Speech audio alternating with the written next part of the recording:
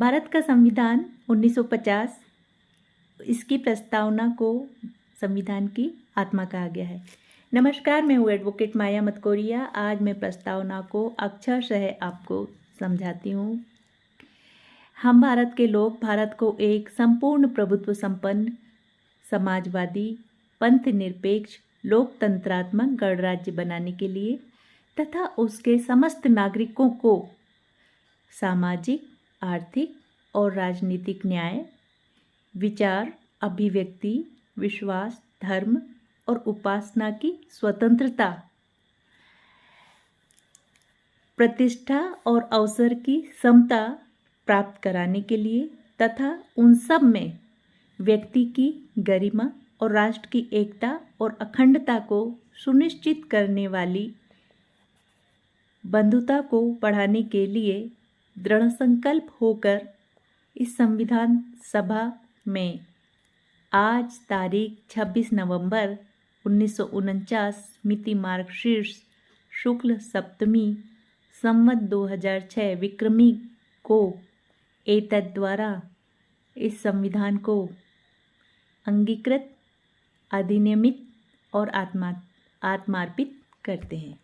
ये प्रस्तावना में लिखा है। इसका एक एक शब्द भारत के प्रत्येक नागरिक की आत्मा है। इसमें 1976 में एक ही बार संविधान संशोधन हुआ है, जिसे स्वर्ण सिंह समिति द्वारा पारित किया गया था, जिसे 42वां संविधान संशोधन कहा जाता है। इसमें 3 शब्द जोड़े हैं: समाजवादी, पंथ निरपेक्ष और अखंडता।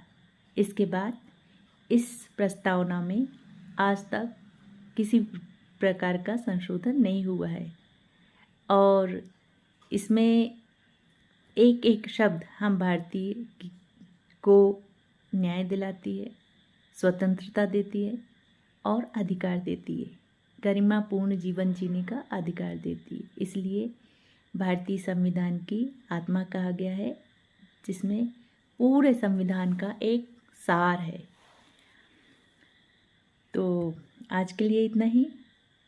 संविधान में प्रस्तावना को समझना बहुत ज़रूरी है, क्योंकि प्रस्तावना में ही सारा संविधान समाहित है।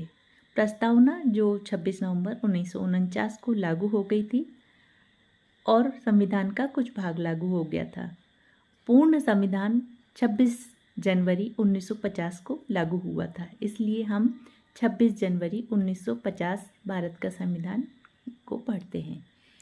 भारत के संविधान को जब पढ़ते हैं तो उसका जो सन पढ़ते हैं 1950, भारतीय संविधान 1950 पढ़ते हैं।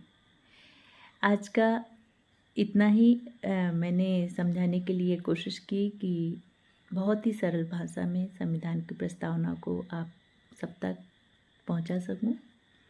यदि मेरा वीडियो अच्छा लगे तो प्लीज़ लाइक कीजिए, फॉलो कीजिए, कमेंट कीजिए, प्रश्न पूछिए। संविधान की जो भी स्टूडेंट्स हैं, जो इस क्षेत्र में हैं, लॉ के क्षेत्र में हैं, यदि संविधान की आत्मा ही अच्छे से उनको समझ में आ गई तो संविधान समझना बहुत आसान है। तो आने वाले समय में EDPO का एग्ज़ाम है, उसमें संविधान से संबंधित बहुत सारे प्रश्न पूछे जाएंगे। आप लोग धीरे धीरे पढ़ते रहिए, समझते रहिए और खुश रहिए। आज के लिए इतना ही। नमस्कार, शुभ रात्रि।